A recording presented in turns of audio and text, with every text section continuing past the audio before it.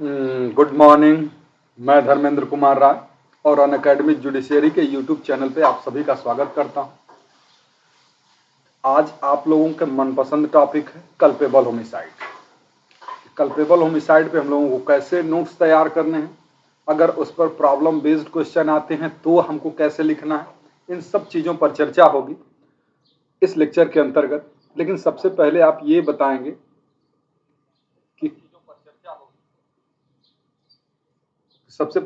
बताएंगे कि क्या मेरी आवाज़ आप तक बिल्कुल क्लियर पहुंच रही है, मेरी पिक्चर आपको बिल्कुल क्लियर दिखाई दे रही है, तो लेक्चर को आगे बढ़ाया जाए। गुड मॉर्निंग दीपमाला जी, गुड मॉर्निंग संगीता। तो थोड़ी सी चीज़ें अनअकैडमी के बारे में चर्चा कर लेते हैं, फिर उसके बाद आएंगे हम लोग और फिर चर्चा करेंगे अपने टॉपिक पर। Good morning Joshi, good morning Dheeraj. अब जैसा कि जानते हैं कि ये अनअकैडमी का यूट्यूब चैनल है। इसी तरीके से अनअकैडमी एक ऐसा प्लेटफॉर्म है जिसके माध्यम से किसी भी कॉम्पिटिटिव एग्जाम की प्रिपरेशन आप इस प्लेटफॉर्म पर कर पाते हैं। प्रणाम Prashant. Okay okay okay okay. Vikrant, Rudra, good morning. तो इसके माध्यम से हम लोग कर पाते हैं, लेकिन ये जो यूट्यूब चैनल है इस पर आपको कुछ लिमिटेड लेक्चर ही उपलब्ध हो पाते हैं क्योंकि पॉसिबल नहीं है। तो अनअकैडमी का एक ऐप आता है, एक एजुकेटर ऐप होगा और एक लर्निंग ऐप होगा।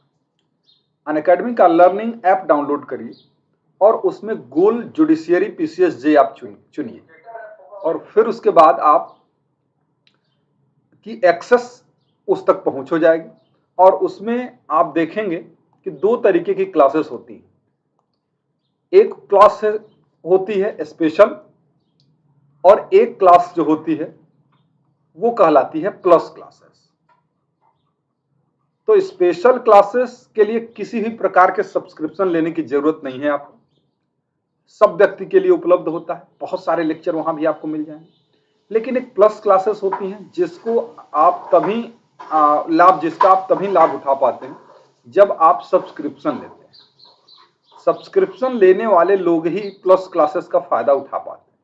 बहुत सारी चीजें दोनों में कॉमन है, जो यहाँ पर उपलब्ध है वो वहां पर भी उपलब्ध है, लेकिन बहुत सारी ऐसी चीजें हैं जो कि प्लस क्लासेस में तो आपको मिलती हैं लेकिन स्पेशल क्लासेस में नहीं मिल पाती।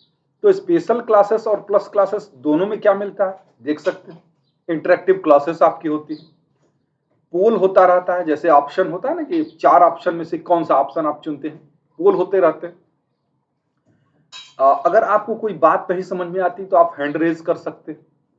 आपकी क्लास कभी मिस नहीं होगी क्योंकि उसकी नोटिफिकेशन जो है आपको जाएगी। नोट्स आपको PDF फॉर्मेट में उपलब्ध हो जाते हैं, कहीं भी कभी भी बैठ के आप क्लास कर सकते हैं, उसके लिए विशेष क्लासरूम होने की जरूरत नहीं होती। तो ये सारी खासियत है स्पेशल क्लासेस की और प्लस दोनों क्लासेस की।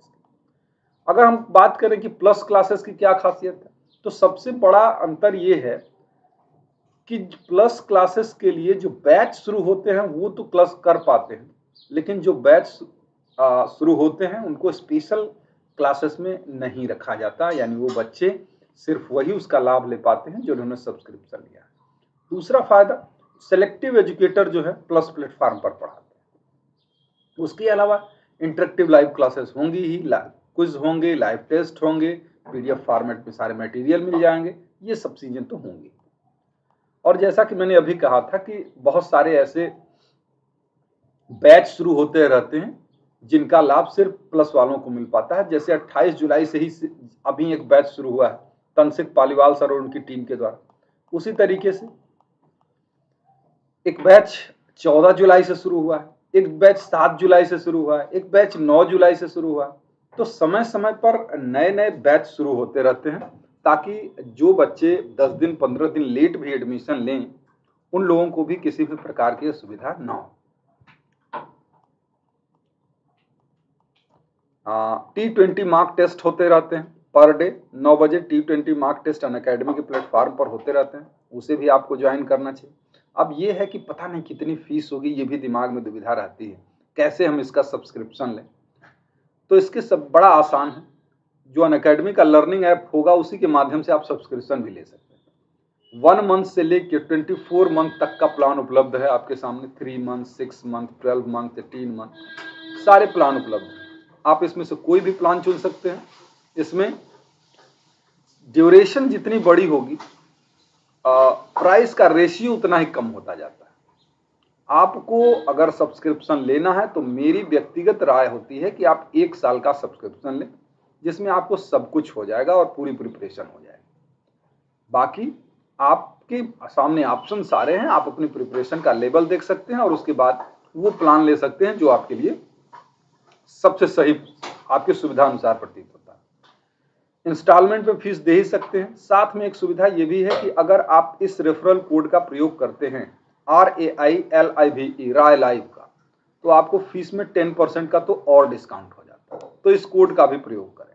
राज वर्मा नमस्ते, विक्रांत नमस्ते।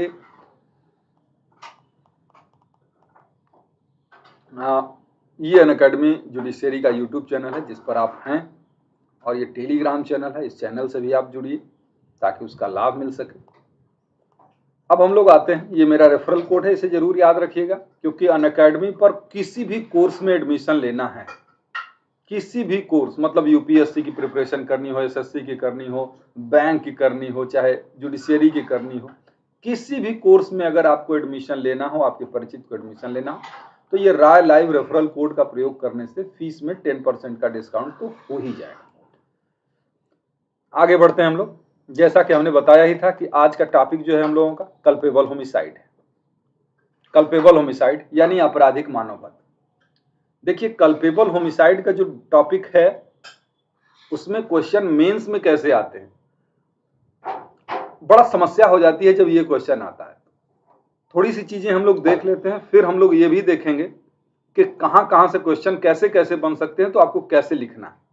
ठीक है, तो आपराधिक मानववध में एक जनरल इंट्रोडक्शन हमने डाल दिया है, जो कि आप हो सकता है कि परीक्षा में न डाल पाएं, क्योंकि इतना समय नहीं होता है कि आप उसके बारे में पूरा परिचय दे पाएं, लेकिन इतनी चीजें आप लिख देंगे तो ठीक ही होगा कि होमिसाइड शब्द जो है 2 शब्दों से मिलकर बना, एक होमो और दूसरा सीडो। यानी होमो का मतलब ह्यूमन बीइंग और सीडो का मतलब कट करना या किल करना। तो होमिसाइड का मतलब हो गया killing of a human being by a human being, मतलब एक मनुष्य द्वारा दूसरे मनुष्य की मृत्यु कारित करना, यह मानववध होता है। एक मनुष्य द्वारा दूसरे मनुष्य की मृत्यु कारित करना मानववध होता है, यानी killing of a human being by a human being. ये होमिसाइड होता है, ध्यान रखिएगा, ये कल्पेबल होमिसाइड नहीं होता है, ये होमिसाइड। अब ये होमिसाइड जो है ना, मानववध जो है, 2 प्रकार का हो सकता है। एक लॉफुल भी हो सकता है और एक अनलॉफुल हो सकता है। जरूरी तो नहीं कि एक व्यक्ति की मृत्यु आप करें तो हमेशा वो अपराध ही हो, और ये भी जरूरी नहीं कि एक व्यक्ति की मृत्यु आप करते हैं तो अपराध नहीं है। वो लॉफुल भी हो सकता है और अनलॉफुल भी हो सकता है। हाँ संगीता, तो विधिपूर्ण भी हो सकता है, विधि विरुद्ध भी हो सकता है। लॉफुल कल्पेबल होमिसाइड जनरली आपको आईपीसी के चैप्टर नंबर 4 में मिल जाते हैं, जनरल एक्सेप्शन के रूप में जनरली मिल जाते हैं। चैप्टर नंबर 4 जनरल एक्सेप्शन के रूप में, जैसे एक्सीडेंट हो गया, जैसे मिस्टेक ऑफ फैक्ट हो गया, जैसे अनसाउंडनेस ऑफ माइंड हो गया, राइट ऑफ प्राइवेट डिफेंस हो गया, इंसैनिटी हो गया, कंसेंट हो गया। तो ये ऐसे मानववध होते हैं जो कि कल्पेबल नहीं होते, ठीक है ना, लॉफुल होते हैं। लेकिन कुछ ऐसे भी होते हैं जो कि लॉफुल नहीं होते, यानी कि किसी भी व्यक्ति की अगर आप डेथ काज करते हैं तो जनरली वो लॉफुल तो होगा नहीं, जनरली वो अनलॉफुल ही होगा। तो अनलॉफुल में भी 2 प्रकार के होते हैं। अनलॉफुल कल्पेबल होमिसाइड भी 2 प्रकार की होती है, एक अमाउंटिंग टू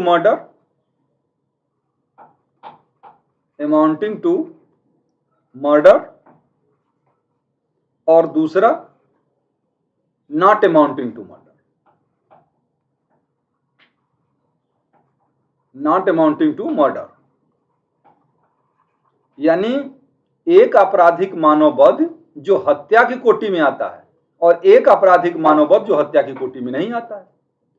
तो एक ऐसा आपराधिक मानववध जो हत्या की कोटि में आता है यानी सेक्शन 300, और ऐसा आपराधिक मानववध जो हत्या की कोटि में नहीं आता फिर भी अपराध है तो वो 299, 300, 301, 304 ए, 304 बी, 305, 306 और भी बहुत सारी चीज।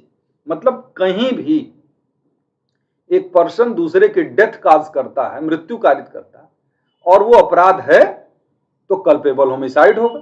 और अगर वो उस तरीके का अपराध है जो धारा 300 के 4 एसेंशियल में से किसी को कंप्लीट कर देता है, किसी को कवर करता है, तो वो culpable homicide amounting to murder हो जाएगा। मतलब 300 को छोड़ के बाकी जितने भी कल्पेबल होमिसाइड होंगे, जो कल्पेबल होंगे, वो कल्पेबल होमिसाइड कहलाएंगे। रिटन एग्जाम में आपको बहुत इससे लिखने की जरूरत नहीं होती है।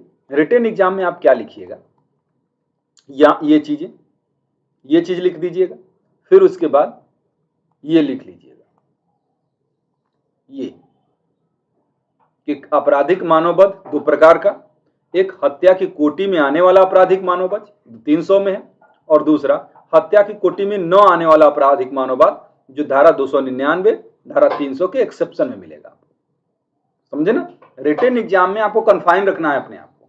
लेक्चर 20 मिनट, अरे 1 घंटे वाला नहीं चलेगा वहां पे।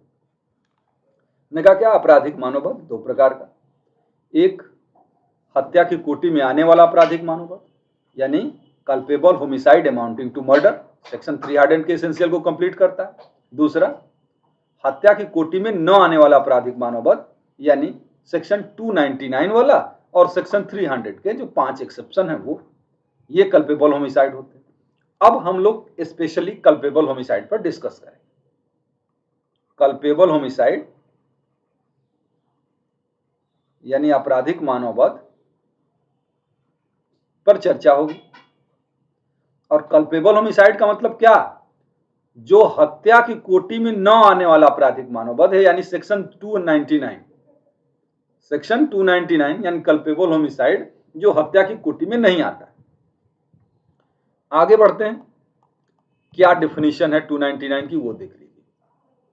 सेक्शन 299 कहता है कि जो कोई मृत्यु कारित करने के आशय से, मृत्यु कारित करने के आशय से या ऐसी शारीरिक क्षति कारित करने के आशय से जिससे मृत्यु हो जाना संभाव्य हो, या यह ज्ञान रखते हुए कि यह संभाव्य है कि उस कार्य से मृत्यु कारित कर दे, कोई कार्य करके मृत्यु कारित कर देता है, वह आपराधिक मानववध का दोषी होता है। यह डिफिनीशन आपको याद होनी चाहिए। आप अगर रिटन एग्जाम देने के लिए जा रहे हैं तो आपको यह डिफिनीशन याद होनी ही चाहिए, क्योंकि ये बड़े ऑफेंसेस हैं। अब कल्पेबल होमिसाइड और मर्डर से बड़ा कोई ऑफेंस तो है नहीं आईपीसी में।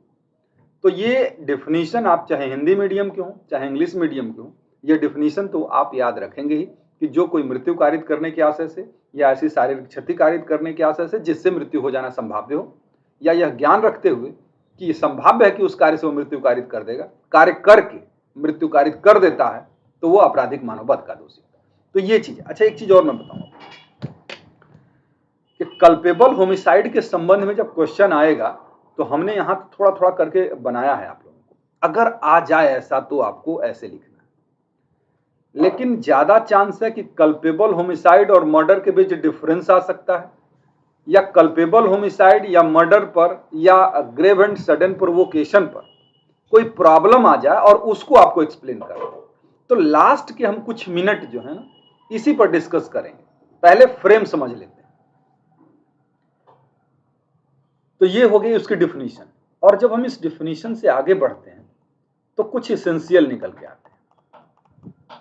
ठीक है, अब देखिए डिपेंड करता है कि आपको यही क्वेश्चन आ जाए कल्पेबल होमिसाइड, कुछ उसने किंतु परंतु लगाया ही नहीं, तब ऐसी स्थिति में आप या तो डिफिनीशन लिखेंगे या तो एसेंशियल लिखेंगे। क्लियर है ना? या तो डिफिनीशन लिखेंगे या तो एसेंशियल लिखेंगे। ऐसा मत करिएगा कि डिफिनीशन भी लिखने के चक्कर में और एसेंशियल भी लिखने के चक्कर में आप समय बर्बाद कर दें और आपको नंबर तो एक्स्ट्रा मिलना नहीं। क्योंकि ये खुद में ही बड़ा टॉपिक है, तो इसमें कटौती करनी पड़ेगी कुछ चीजों के साथ। उसके एसेंशियल जब निकालते हैं तो क्या निकल के आता है कि किसी मानव की मृत्यु कारित करना, मनुष्य की मृत्यु होनी चाहिए। दूसरी चीज, ऐसी मृत्यु कोई कार्य करके की गई, मानव की मृत्यु और कैसे हुई, किसी कार्य के द्वारा की गई, और ऐसा कार्य मृत्यु कारित करने के आशय से, ऐसी या ऐसी शारीरिक क्षति कारित करने के आशय से की गई हो जिससे मृत्यु संभव हो, या इस ज्ञान के साथ कार्य किया गया हो जिससे मृत्यु संभव हो।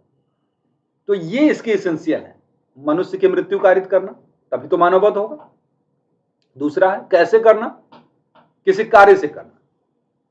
और तीसरी चीज, कार्य करने के पीछे इंटेंशन कैसा होना चाहिए, तो इंटेंशन डेथ का ही होना चाहिए। चलिए डेथ का नहीं, चोट पहुंचाने का इंटेंशन है ना, और जिससे पॉसिबिलिटी है कि डेथ हो जाए, कल्पेबल होमिसाइड।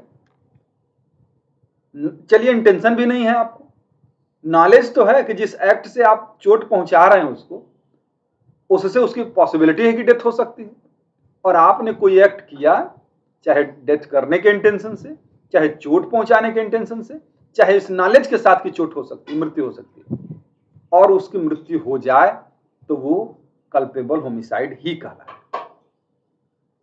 तो ये इसके एसेंशियल निकल के आते हैं। मैं ये भी बता रहा हूं कि एसेंशियल कब लिखना जरूरी है और कब लिखना जरूरी नहीं।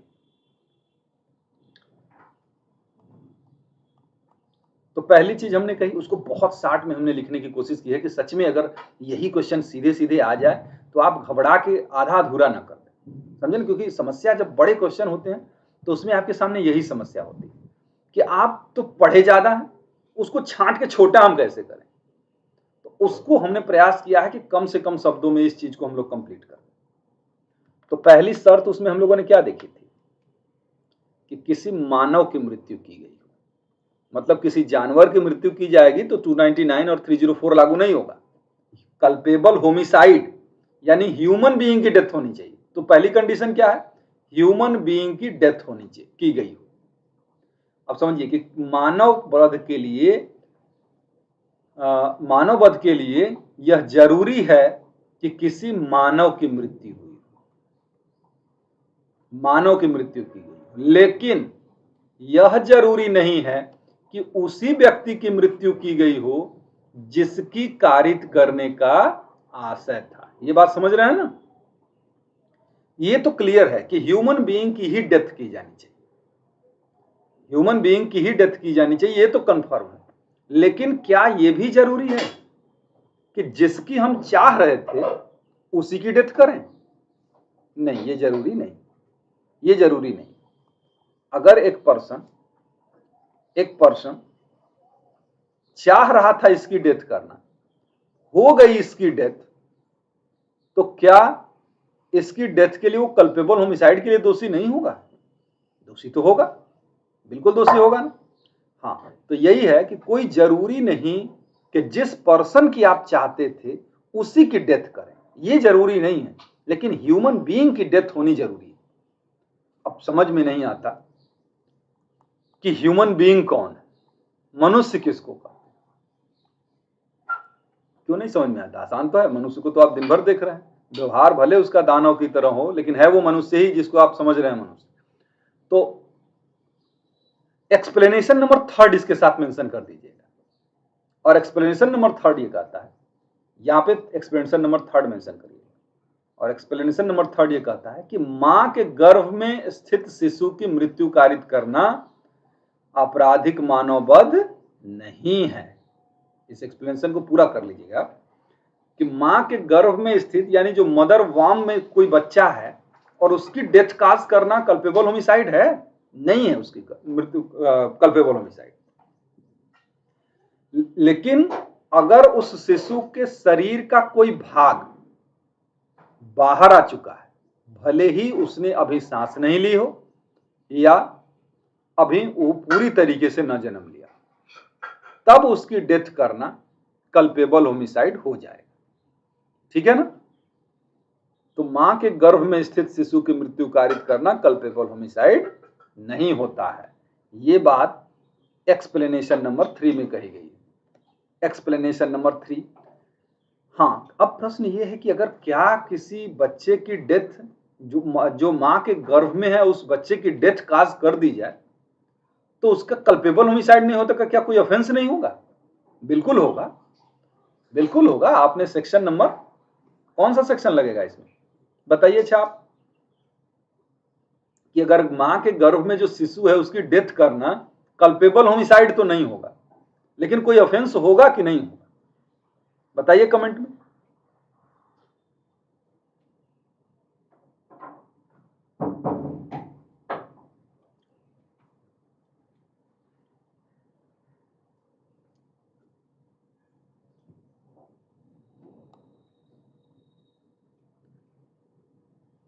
कल्पेबल होमिसाइड होगा कि नहीं होगा? अरे कोई ऑफेंस होगा कि नहीं होगा? मां के गर्भ में जो शिशु है उसकी डेथ काज करना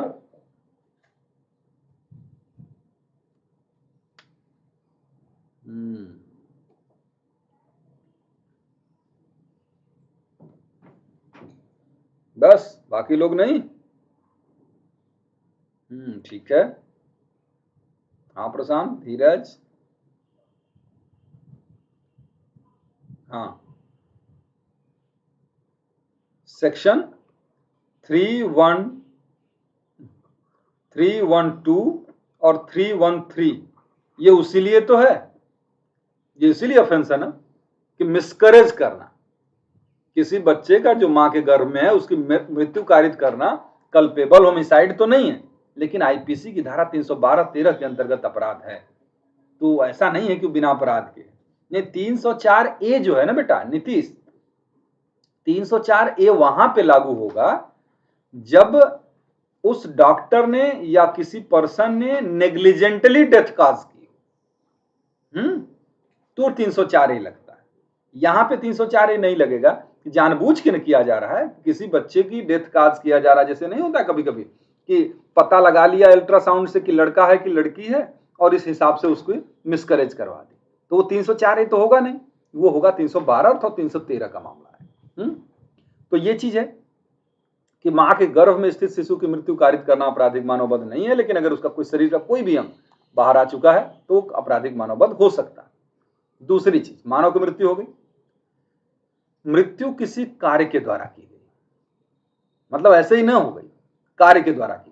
और धारा 32 ये कहती है कि कार्य के अंतर्गत लोप भी आता है, यानी एक्ट के अंतर्गत ओमिशन भी आता है, एक्ट के अंतर्गत ओमिशन भी शामिल है।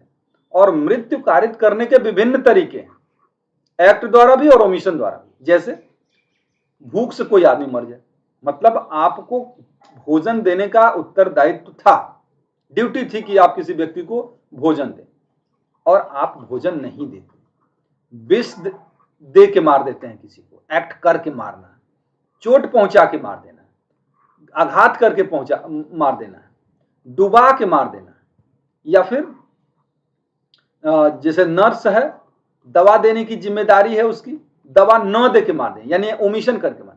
मतलब किसी भी पर्सन की जो डेथ है वो बाई एक्ट भी हो सकती है और बाई ओमिशन भी हो सकती है। एक्ट मतलब कुछ करके मारना, और ओमिशन का मतलब यह है कि जो आपको करना चाहिए वो न करके किसी की डेथ काज कर दे, जो आपकी ड्यूटी है उसे न कर।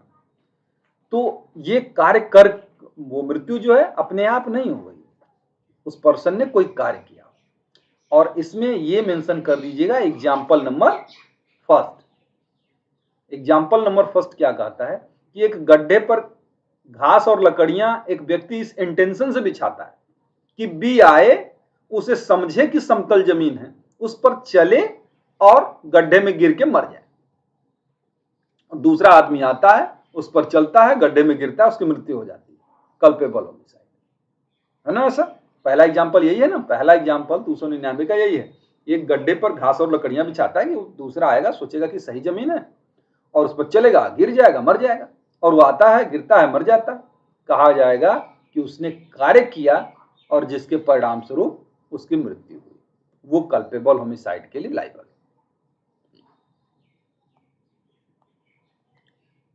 तो मृत्यु, तीसरी चीज क्या है, मृत्यु ऐसा कार्य जो है, जो कार्य करना जरूरी है, और ऐसा कार्य किस इंटेंशन से, मृत्यु करने के इंटेंशन से, causing death of a human being, मैंने मृत्यु कारित करने के आशय से किया गया। आशय क्या का मतलब है, आशय से तात्पर्य है कि परिणाम की प्रत्याशा, अर्थात जिस ध्येय को मन में रखकर कार्य किया जाता है उसे हम उसका आशय कहते हैं। यानी अगर कोई व्यक्ति मृत्यु को ध्येय में रखकर कोई कार्य करता है तो यह कहा जाएगा कि उसने उस कार्य को इंटेंशनली किया हुआ है ना। भाई हम किसी एक्ट के, जैसे मान लीजिए उसको खाना क्यों नहीं दे रहे हैं, खाना इसलिए नहीं दे रहे हैं कि मर जाए, तो ये कि हमने जिस ध्येय के लिए उसको खाना नहीं दिया वो क्या था ध्येय हमारा, उसकी डेथ हो जाए, यानी यही है हमारा इंटेंशन। और हमने खाना एक टाइम नहीं दिया, क्या हमारा ध्येय है कि वो मर जाए, इससे कोई मरता है नहीं ना। तो इसमें क्या है कि इंटेंशनली तभी माना जाएगा जब परिणाम की प्रत्याशा होगी, यानी मेरा एक्ट इस प्रकार का होगा जिससे वो कॉन्सिक्वेंस निकलने की पॉसिबिलिटी होगी, तभी ना मानी जाएगी, उसके लिए हमारी लायबिलिटी होगी। तो मृत्यु कारित करने के आशय से क्या कार्य किया जाना चाहिए। और जो जैसे प्रभु वर्सेस स्टेट ऑफ एमपी की केस है 1991 की, अब उसमें क्या हुआ था कि मृतक के सर पर बहुत सारी चोटें पहुंचाई गई थी और जिसके कारण मृतक की मृत्यु हो गई थी, कल्पेबल होमिसाइड माना गया। क्यों, क्योंकि अगर सर को टारगेट करके बहुत सारी चोटें पहुंचाई जाती हैं और उस चोट के बदौलत उसकी मृत्यु हो जाती तो ये मान लिया जाएगा कि आपका जो एक्ट था वो डेथ काज करने के लिए ही था, आपने मृत्यु को कारित करने के इरादे से ही वो कार्य किया है और इसके लिए आप लायबल होंगे। तो मृत्यु कारित करने के आशय से किया गया। अगली चीज है, चलिए मृत्यु कारित करने के इरादे से नहीं किया गया, या ऐसी शारीरिक क्षति कारित करने के इरादे से किया गया हो, ऐसी शारीरिक क्षति कारित करने के इरादे से किया गया हो जिससे मृत्यु होना संभव हो। यह आवश्यक नहीं है कि मृत्यु कारित करने के लिए आशय से ही कार्य किया जाए, मृत्यु कारित करने के ही आशय से किया जाए। कार्य और कारित मृत्यु में सीधा संबंध होना चाहिए, यही पर्याप्त। माने आपने चोट पहुंचाने के इरादे से कार्य किया, किस इरादे से, काजिंग इंजरी, इंजरी यानी शारीरिक चोट पहुंचाने के इरादे से काम किया और जिससे पॉसिबिलिटी थी कि उसकी डेथ हो जाए, और आपने वो एक्ट किया जिससे के परिणाम स्वरूप उसकी डेथ हो गई।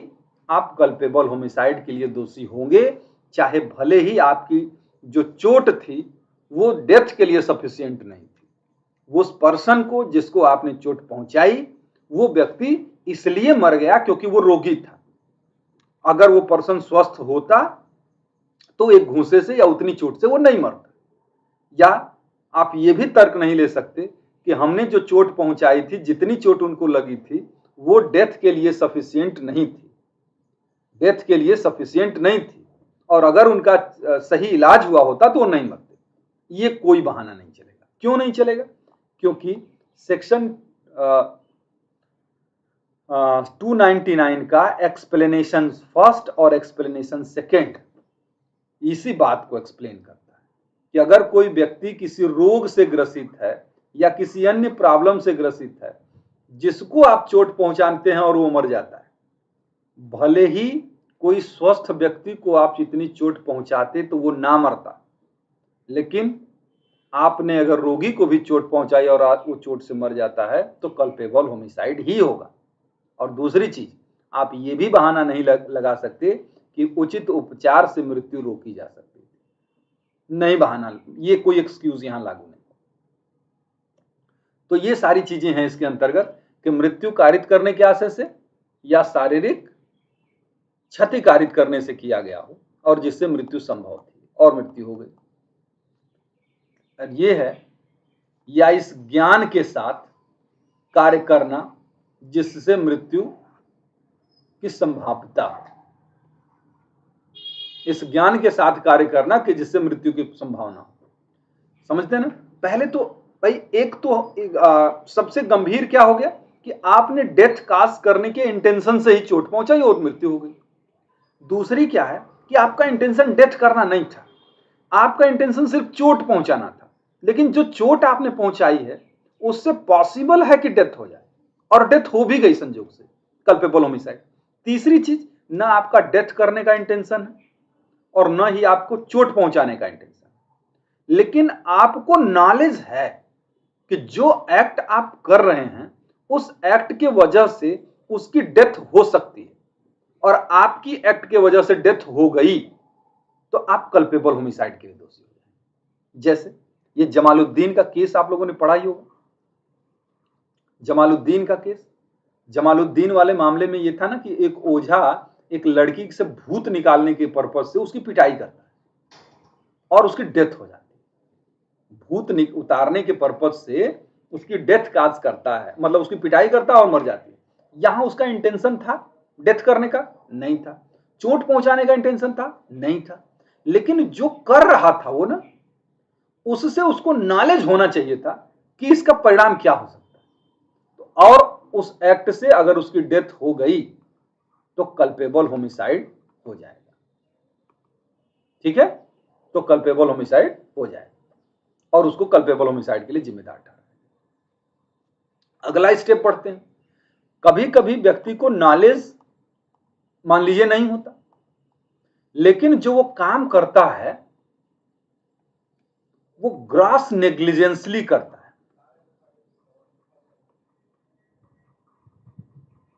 यानी घोर उपेक्षा से अगर अपने काम को कोई व्यक्ति करता है तो लॉ ये प्रिज्यूम कर लेती है कि आपको उसके परिणाम का नॉलेज था।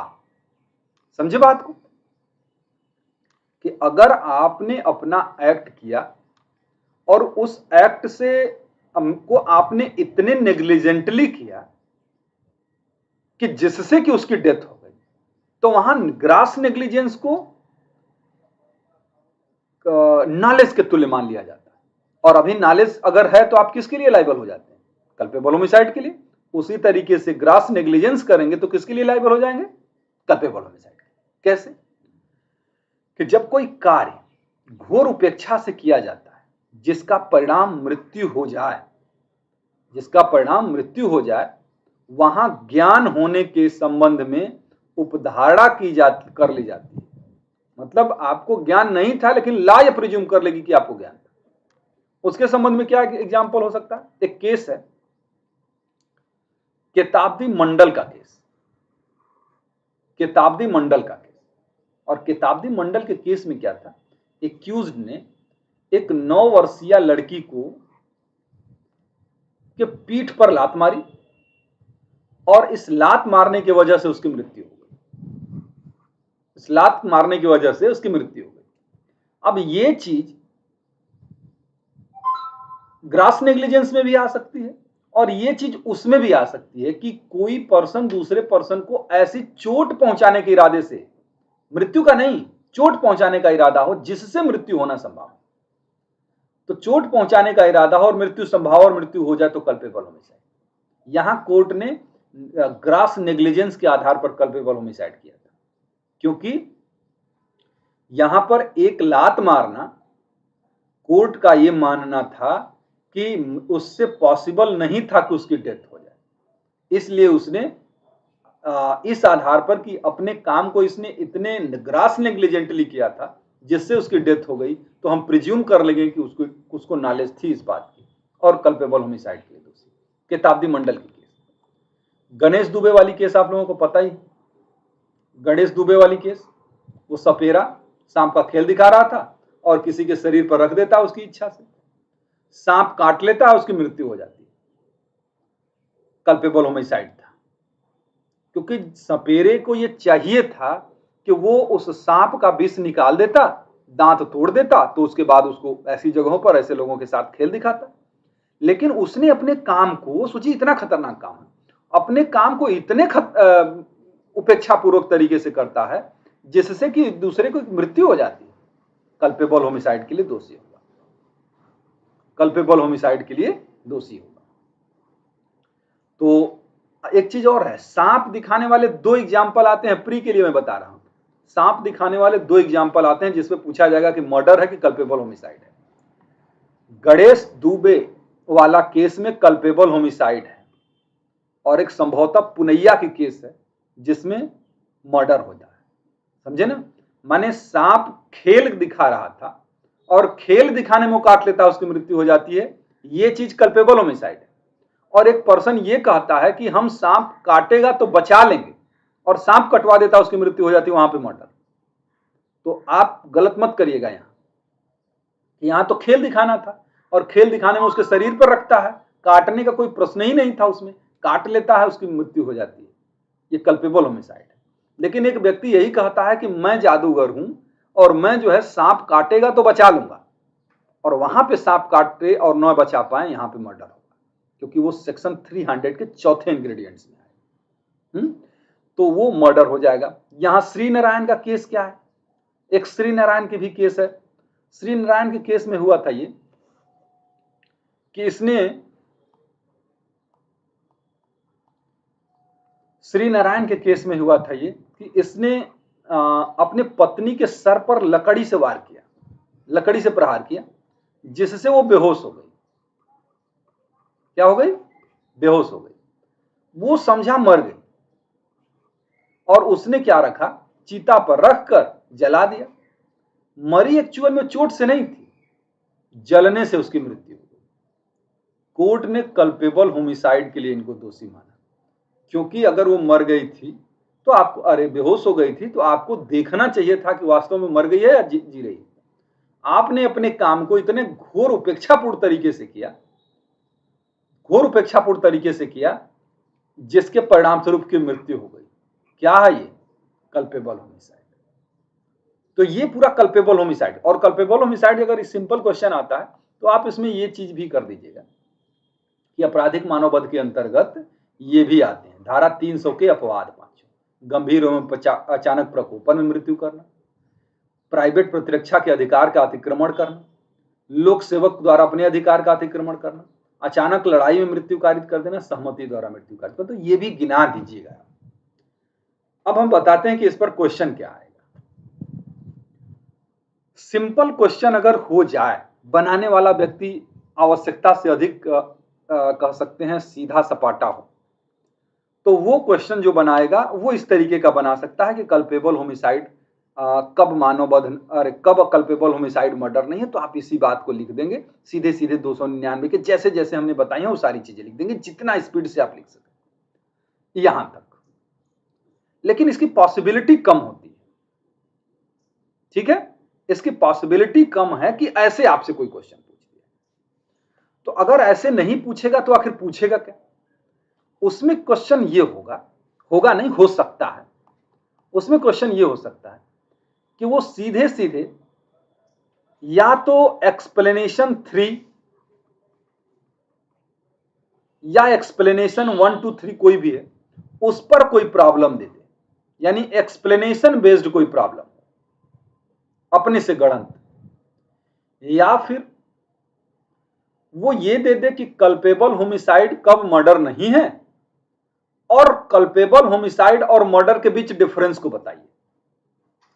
तब कल्पेबल होमिसाइड को आप सिर्फ सेक्शन 299 के बेयर प्रोविजन को गिनाएंगे और फिर उसके बाद 299 और 300 में डिफरेंस कर देंगे, ज्यादा इधर उधर नहीं करेंगे। अगर ये पूछ देता है कि कल्पेबल होमिसाइड क्या है और मर्डर और कल्पेबल होमिसाइड में डिफरेंस क्या है, तो कल्पेबल होमिसाइड का बेयर प्रोविजन और तुरंत आप 299 और 300 में डिफरेंस बता देंगे। और वो अगले लेक्चर में मैं कर पाऊंगा, क्योंकि कल्पेबल होमिसाइड और मर्डर के बीच डिफरेंस क्या है उसके लिए एक अलग लेक्चर चाहिए। ये बता दीजिएगा आप, या फिर वो सीधे सीधे 300 के एक्सेप्शन पर ही प्रॉब्लम दे दे। वैसे 300 के एक्सेप्शन पे प्रॉब्लम नहीं होगा, बता रहा हूं कि इसमें या तो ये हो जाए कि कल्पेबल होमिसाइड बताइए और कल्पेबल होमिसाइड और मर्डर में डिफरेंस बता दिए, ये हो गया। ये हो सकता है ग्रेव एंड सडन प्रोवोकेशन के आधार पर क्वेश्चन एक बड़ा क्वेश्चन हो जाए और ग्रेव एंड सडन प्रोवोकेशन को ही आपको क्वेश्चन के रूप में लिखना पड़ जाए। या फिर चाहे सेक्शन 299 का हो और चाहे 300 का हो और चाहे 300 के एक्सेप्शन 1 यानी कि ग्रेव एंड सडन प्रोवोकेशन का, उस पर का कोई भी एग्जाम्पल उठा के आपको प्रॉब्लम बना के दे दे।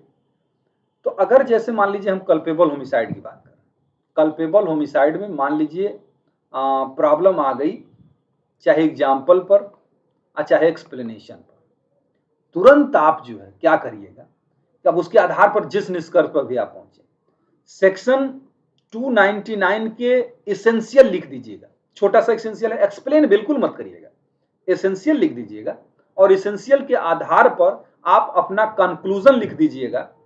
आप इस एसेंशियल के आधार पर आप अपना कंक्लूजन लिख दीजिएगा कि हाँ यहां पे कल्पेबल होमिसाइड है अथवा कल्पेबल होमिसाइड नहीं है। एग्जाम्पल के आधार पर निष्कर्ष निकालिएगा, प्रोविजन के आधार पर निष्कर्ष निकालिएगा, और अगर वो किसी केस के फैक्ट पर आधारित है तो उस केस के डिसीजन के आधार पर निकालिएगा। ये मत डरिए कि केस तो हम पढ़े ही नहीं, केस कुछ ही है जिस पर प्रॉब्लम बनती है, जो बहुत लीडिंग केस होती है। जैसे हमने आप लोगों को बताया ना कि जैसे एक महिला पति के डर के मारे भागते हुए जाके कुएं में कूद जाती है बच्चे को लेके, कौन सा अपराध होगा। या फिर इसी तरीके से श्री नारायण वाला, गणेश दुबे वाला वाद, सांप कटवाने वाला हो जाए, चाहे एक पत्नी के अपने पत्नी के सर पे लकड़ी से प्रहार करता है, मर गई, और अरे समझा कि मर गई, बेहोश थी, जला दिया, जलने से मर गई, क्या होगी लायबिलिटी। तो कोई भी केस के फैक्ट पर हो सकता है, और ये केस बहुत अंदर जाके नहीं होगा, यही लीडिंग केसेस हैं, इन्हीं के आधार पर होगा। चाहे ओझा ने पिटाई करने वाला है ना, उसमें कौन सा केस था वो, ओझा ने पिटाई जो किया था, केताबड़ी मंडल वाला, नहीं जमालुद्दीन का केस था, जमालुद्दीन का, हमने गलत तो नहीं लिख दिया है, जमालुद्दीन,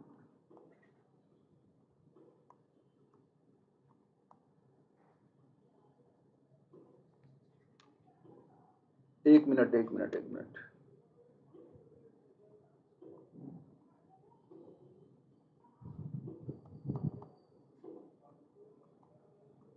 क्योंकि गलत ना लिखा जाए, कभी कभी सोचते आप कुछ हैं लिख कुछ और देते हैं।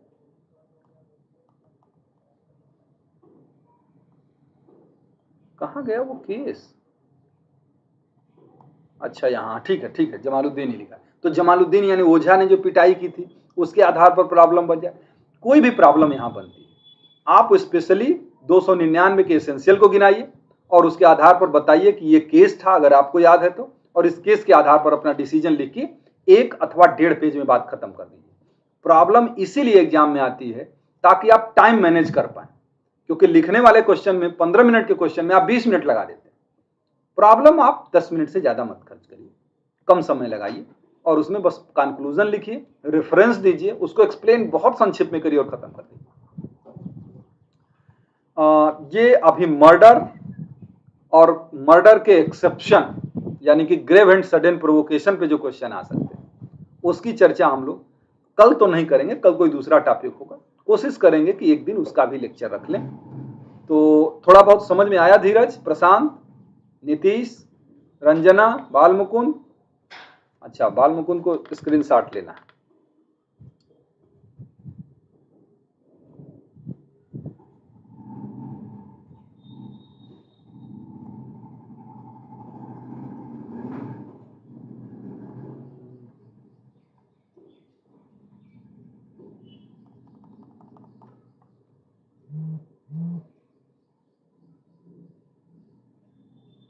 ये एक ठो है, ले लीजिए।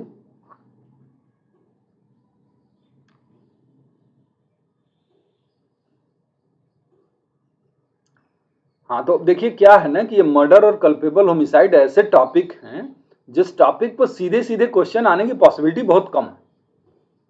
आपको डिफरेंस पूछ दिया जाएगा, या कोई प्रॉब्लम होगी उस पर, तो प्रॉब्लम होगी चाहे 300 पर हो चाहे 299 पर हो, उसके बेयर प्रोविजन सबसे पहले हमने इसीलिए कहा था कि आप उसका बेयर प्रोविजन जो है ना एकदम याद रखिए कि पूछता है तो आपको वो लिखना पड़ेगा, उसके एसेंशियल लिखने पड़ेंगे, तो इसलिए वो जरूरी हो जाता है कि आप उसको याद रखें। और एक दिन ना मैं उसको भी मर्डर वाला भी कर देता हूं ताकि वो जो डर है ना आपका कि कैसे लिखेंगे वो खत्म हो जाए। तो आप हमेशा ध्यान रखिए कि एसेंशियल दोनों के, बेयर प्रोविजन, मर्डर और कल्पेबल होमिसाइड दोनों के क्लियर होने चाहिए। कोई भी प्रॉब्लम आएगी, एसेंशियल लिखिए या बेयर प्रोविजन लिखिए और उसके आधार पर लायबिलिटी होगी या नहीं होगी उसको क्लियर कर दीजिए। एग्जाम्पल पर भी क्वेश्चन आता है तब भी आप बेयर लिखें, ये नहीं कि ये 299 का एग्जाम्पल और इसके आधार पर कल्पेबल होमिसाइड होगा या नहीं होगा, नहीं, बेयर तो आपको तब भी लिखना होगा प्रोविजन, और फिर बताएंगे कि एग्जाम्पल में ऐसा लिखा और इसलिए लायबिलिटी होगी। वो मर्डर है, कल्पेबल होमिसाइड है नहीं है, उसके आधार पर आप बताएं। चलिए अब दूसरा क्लास लेने का समय हो रहा है मेरा, तो इस क्लास को अब लगभग समाप्त करते हैं। बहुत बहुत धन्यवाद। आप लोगों का पार्टिसिपेशन मैं इसलिए नहीं करा पाता हूं क्योंकि चीजें एकदम से क्लियर रहती हैं, इसलिए मैं बहुत ज्यादा चीजें आप लोगों से पूछता नहीं हूं।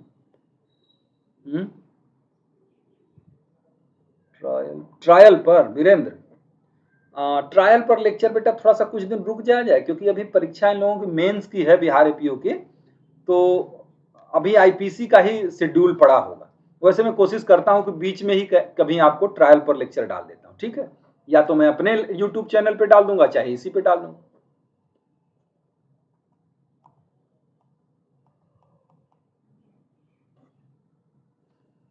चाहे अपने यूट्यूब चैनल पर डाल दूंगा क्योंकि इस पर शेड्यूल डालने के लिए पहले नोटिस देनी पड़ती है, अचानक से आप नहीं डाल पाते इसलिए।